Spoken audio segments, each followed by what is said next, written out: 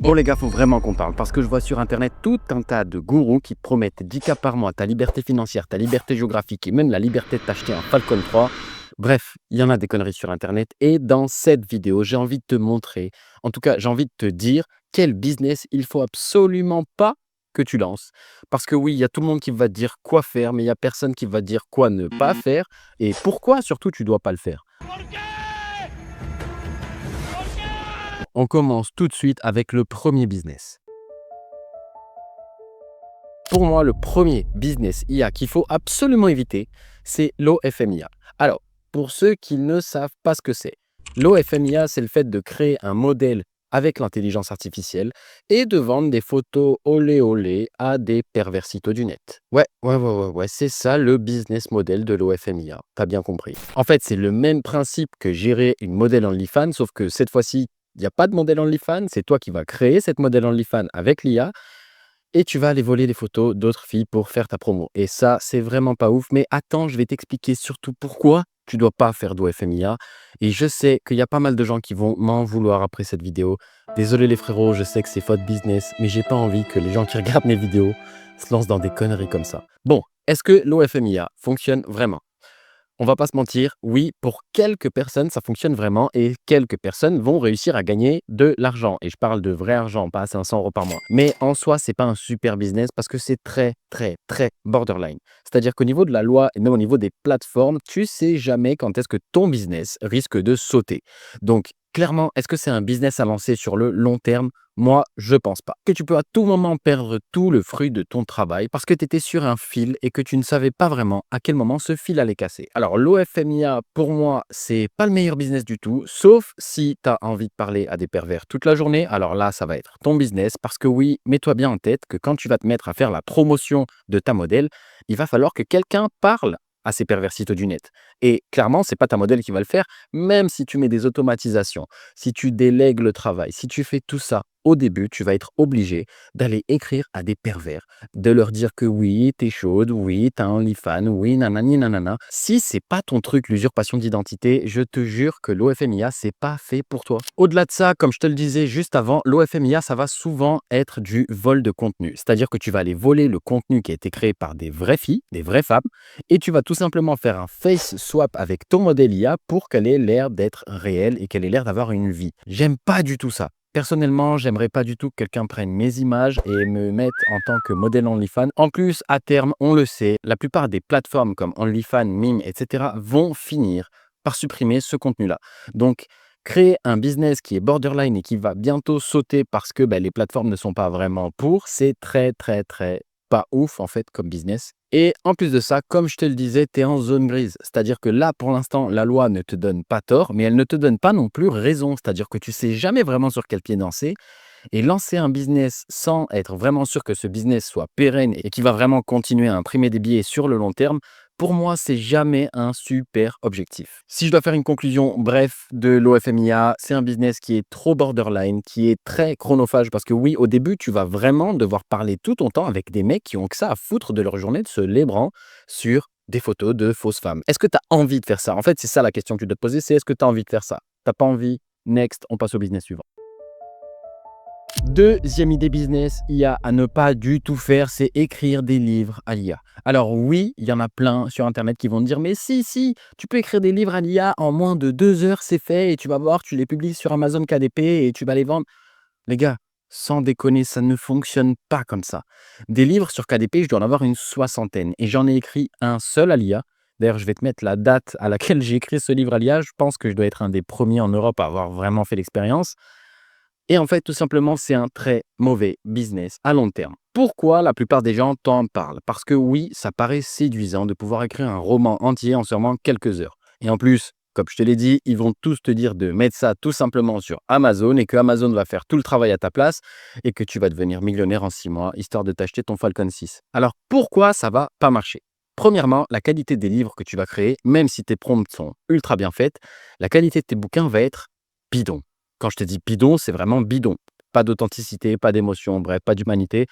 Clairement, quand tu lis un bouquin, c'est ces 3 composantes-là que tu viens chercher, hein. En fait, la plupart des livres écrits à l'IA vont manquer de profondeur et là où l'IA va tout simplement s'arrêter sur l'histoire principale sans vraiment chercher à amener le lecteur à aller plus loin dans sa pensée, l'humain qui va écrire un bouquin, lui, va faire exactement ça. Les auteurs ont un vrai talent pour récupérer tes pensées les plus secrètes et les plus cachées au fond de ton cerveau et les faire jaillir grâce à leur écriture. Et c'est ça que tu viens chercher quand tu as un livre. C'est pas une écriture faite à l'IA, vraiment pas. En plus de ça, la deuxième raison, c'est qu'Amazon commence clairement à bloquer la plupart des livres qui sont full IA. C'est pas le but d'écrire un livre à l'IA. Ça n'amène rien à personne. Et même toi, en tant qu'auteur, t'es pas très fier de dire que tu as écrit un livre full IA. Donc, Amazon commence elle aussi à bloquer les contenus full IA. Ramène toujours ta propre patte, ton propre talent. En fait, l'IA, c'est ton assistant, hein, c'est pas ton écrivain. Donc, c'est toi qui vas rajouter la valeur de l'humanité que tu as en toi dans le travail de l'IA. Donc, ne laisse pas écrire un livre en entier à ChatGPT. Il sera nul, même toi, tu vas pas le dire. Puis, on va pas se mentir, la troisième raison, les vrais auteurs, ils sont tellement forts, ils mettent tellement de passion dans leur travail que t'as pas envie d'aller leur voler leur part de marché. T'as pas envie de dire, ah ouais, mais je suis en concurrence avec un gars qui a passé 6 ans à écrire son roman et moi, j'ai mis 65 minutes. Franchement, c'est un manque de respect. Enfin, je le dis comme je le pense, hein. Pour moi, c'est un manque de respect envers les auteurs, envers les créatifs, envers les gars qui se cassent la tête à nous faire rêver, nous, les viewers, en fait. Et à l'image de Bref 2, la série de Ken Kojandi qui est juste incroyable. Les gars, si vous ne l'avez pas vu, allez regarder Bref 2. Franchement, ça va vous faire comprendre qu'est-ce qu'il y a dans la tête d'un créatif et pourquoi un créatif, on en aura toujours besoin. L'IA ne va jamais aller aussi loin que ça. L'IA va s'arrêter très vite. Elle n'est pas très créative et ça, c'est pas moi qui te le dis. Tu peux aller taper dans ChatGPT des trucs créatifs et tu vas voir que le rendu est dégueulasse.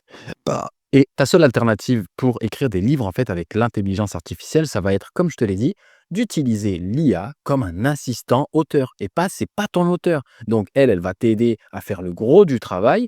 Et toi, en fait, tu vas revenir avec ton talent sur chaque phrase que l'IA a écrite pour rajouter ta touche personnelle, ton humanité, ton talent à toi. On s'en fout du talent de ChatGPT. Troisième business qu'il faut absolument pas lancer, et j'en vois beaucoup qui font ça. Les faux SaaS. Alors, qu'est-ce que moi j'appelle un faux SaaS? Ce que moi j'appelle les faux SaaS, c'est tous les SaaS qui peuvent se remplacer par un simple GPT. Donc, il y a plein de gens qui vont prendre le potentiel de ChatGPT, qui vont faire une jolie couverture, une jolie interface et qui vont dire j'ai créé quelque chose de totalement nouveau. Alors qu'en fait, c'est juste ChatGPT mais qui est déporté dans leur interface. C'est ce que j'appelle les faux SaaS. C'est des SaaS qui servent absolument à rien, qui sont là juste pour brasser du chiffre d'affaires, mais qui en vrai t'apportent aucune valeur ajoutée, parce qu'on va pas se mentir, tu pouvais faire exactement la même chose en payant ton abonnement à ChatGPT. Est-ce que ça, c'est un business long terme? Non. Parce que quand les gens vont se rendre compte que leur abonnement de ChatGPT leur permet de faire exactement ce que ton SaaS fait, eh bien, tu vas perdre tous tes abonnés, mais en plus de ça, tu vas perdre énormément en crédibilité pour la suite. Et toi, c'est pas ce que tu cherches. Si tu cherches à faire des business pérennes, eh bien, il faut que ta crédibilité, elle soit parfaite de A à Z.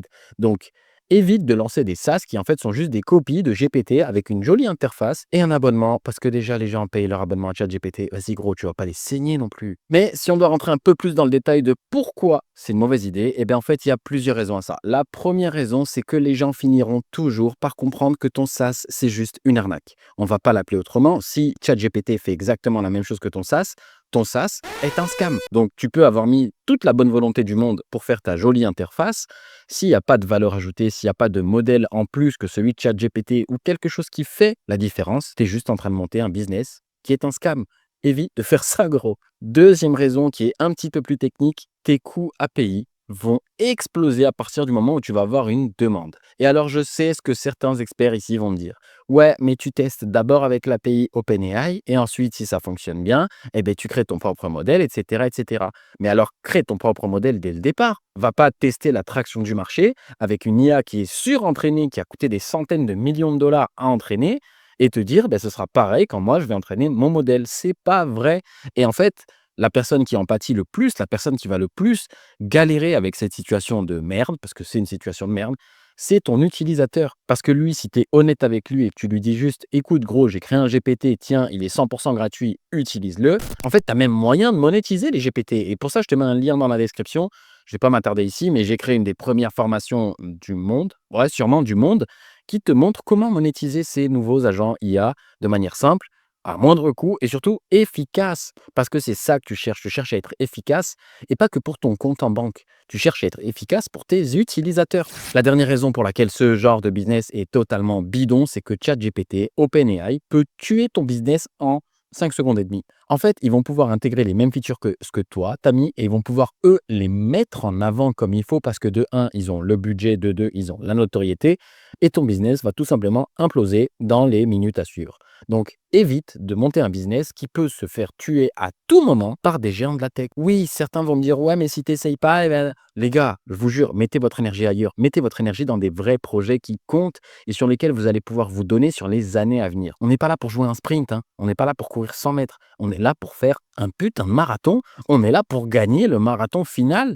Et le marathon final, il se gagne qu'en étant honnête, authentique et en donnant un maximum de valeur à tes utilisateurs. Il y a pas de secret. Je peux te baragouiner, je peux te raconter tout ce que tu veux, te donner les meilleures techniques business possibles pour grossir, scaler, tout ce que tu veux. Si tu scams les gens, si tu n'es pas honnête et si tu n'apportes pas de valeur en fait à tes utilisateurs, gros, tu vas pas aller très loin. Comme je te l'ai dit, si tu veux aller plus loin dans la monétisation des GPT et que tu n'as pas envie de créer un faux SaaS qui sert à rien, eh bien, il te suffit de cliquer sur le lien en description. Je t'ai mis tout ce que tu as besoin de savoir. Et dans tous les cas, mes DM restent toujours ouverts, que ce soit sur Instagram, Twitter, LinkedIn. Bref, tout est toujours ouvert. Et en fait, j'ai même mon WhatsApp, donc tu peux me contacter plutôt rapidement et plutôt facilement si tu en as besoin. Le dernier business dont j'ai envie de te parler, c'est l'e-com Full IA. Et alors là, c'est un petit peu particulier parce que je n'ai pas testé l'e-com Full IA. Je ne connais absolument personne qui a testé de l'e-com Full IA. En fait, la plupart des gens font des trucs à peu près hybrides. Mais moi, j'ai vraiment envie de savoir si une IA peut m'aider à créer un shop e-com. Donc, ce que je vais faire, je vais créer une expérience grandeur nature. Je vais carrément recréer un shop e-com. Tout sera mis sur cette chaîne YouTube. Donc, n'hésite pas à t'abonner pour rien rater de la suite. Quand je te dis que j'aime être transparent, tu vas voir mes produits, mes ads, mes techniques, tu vas tout avoir et tu vas surtout tout pouvoir voir de comment moi, je lance un shop e-com full IA. Est-ce que ça va marcher? Est-ce que ça va me rendre millionnaire? Ou est-ce que ça va flop au bout de 2 jours? J'en sais absolument rien. Mais tout ce que je sais, c'est que j'ai envie de tester pour en avoir le cœur net. Donc, abonne-toi à la chaîne, ça arrive très très très bientôt. Bref, c'est la fin de cette vidéo et je vais juste te faire un petit résumé des 3 business que tu dois absolument pas lancer et le pourquoi du comment tu dois pas les lancer. Le premier, l'OFM IA, donc les modèles OnlyFans à l'intelligence artificielle, tu les fais pas tout simplement parce que faut parler à des pervers, c'est très borderline et tu as sûrement ton énergie à mettre dans quelque chose qui rapporte beaucoup plus que ça. En deuxième, tu as les livres IA. Laisse les auteurs créer des livres. Si tu veux avoir un assistant IA pour créer ton roman, ton livre, ton ce que tu veux, n'hésite pas. Mais ne laisse pas faire le travail à 100% à ChatGPT ou à Perplexity ou à DeepSeek. C'est pas leur utilité première. Leur utilité première, c'est de t'assister. En 3, les faux SaaS. Donc les SaaS qui sont en fait des GPT déguisés en SaaS, les fais pas. Tu vas perdre du temps, de l'argent, de la crédibilité. C'est clairement pas le bon move si tu veux être pérenne et rester un moment dans le business. Encore plus dans le business en ligne où tout le monde fouille tout de ta vie. Arnaque pas les gens. Sois honnête, authentique et transparent. Tu verras, les choses se passent beaucoup plus simplement quand tu es tout simplement toi-même. Et le dernier, c'est l'e-com IA. Mais l'e-com IA, je ne l'ai pas fait. Donc, comme je t'ai dit, abonne-toi à la chaîne. Il va y avoir une série complète. Je me tâte même à faire 2-3 vidéos histoire d'avoir tout le process complet pour tester ce business-là. Comme d'hab, c'était Karine. Si tu as kiffé la vidéo, abonne-toi, lâche un like, lâche un commentaire. En tout cas, moi, ça me fait kiffer et ça me donne grave de force pour la suite. L'équipe, on se voit à la prochaine vidéo. Peace. Ok, pour ceux qui sont restés jusqu'à la fin, comme d'hab, tu connais, je lâche un petit bonus. Et là, en fait, j'ai créé un GPT qui va aller avec notre 4e business. J'ai créé un GPT qui va t'aider de dingue si tu veux te lancer dans l'e-com. Alors, pour l'instant, il n'y a que moi qui l'ai testé. Je te mets le lien en commentaire. N'hésite vraiment pas à aller le tester et venir me faire ton retour. Parce que si je crée des trucs et que tu viens pas me dire si c'était cool ou si c'était complètement à chier, mais comment je peux savoir pour la suite? Bref, teste le GPT et vraiment, dis-moi ce que tu en as pensé, soit en commentaire, soit dans mes DM. C'était Karim. Peace.